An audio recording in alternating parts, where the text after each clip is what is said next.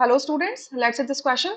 The question says कि आपके पास दो स्टेटमेंट है, फर्स्ट एंड सेकंड। आपको करेक्ट ऑप्शन चूज करना है। क्लियर? चार ऑप्शंस आपको गिवन है। सो पहला स्टेटमेंट कहता है the voltage of mercury cell remains constant for a longer period of time.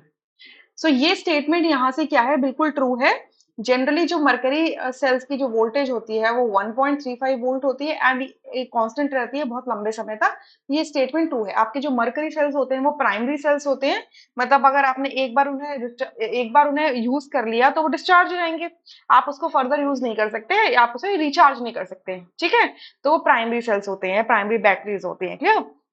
Reason लिखता है it is because the net cell reaction does not involve ions. ये भी बिल्कुल ट्रू है। तो एक बार देख लेते हैं कि क्या होता है। तो एक सेल के अंदर हमेशा एक एनोड होता है और एक कैथोड होता है। एनोड पर क्या होता है? ऑक्सीडेशन हमेशा। कैथोड पे क्या होता है? रिडक्शन होता है। सो जो मरकरी सेल का जो एनोड होता है that is made up of zinc mercury अमालगम। ठीक है? जिंक मरकरी का अमालगम होता है साथ में, and a paste of HgO, mercury oxide का पेस्ट होता है। ठीक है?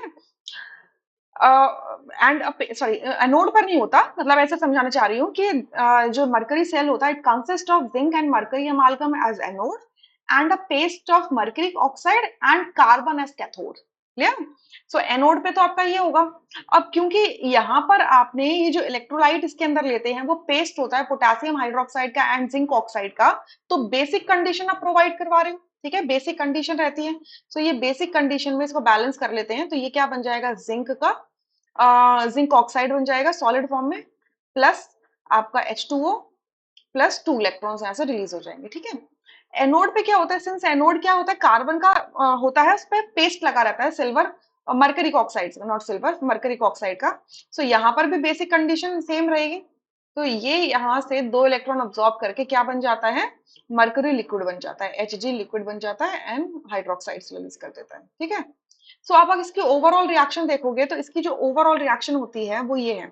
जिंक अमालगम, जिंक मरकरी अमालगम, HgO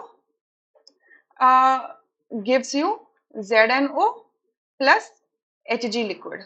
तो आप इसमें ये देख पा रहे हो कि ओवरऑल रिएक्शन के अंदर जो आयंस हैं, ये इलेक्ट्रॉन काउंट है वो है ही नहीं, हाइड्रोक्साइड की काउंट है ही नहीं, कोई भी आयंस ही नहीं है। यानी कि या तो सब सॉलिड फॉर्म में है या लिक्विड फॉर्म में अपने। ठीक है? तो इस वजह से इनकी कॉन्सेंट्रेशन चेंज नहीं होती है, इस वजह से सेल रिएक्शन चेंज नहीं होता है।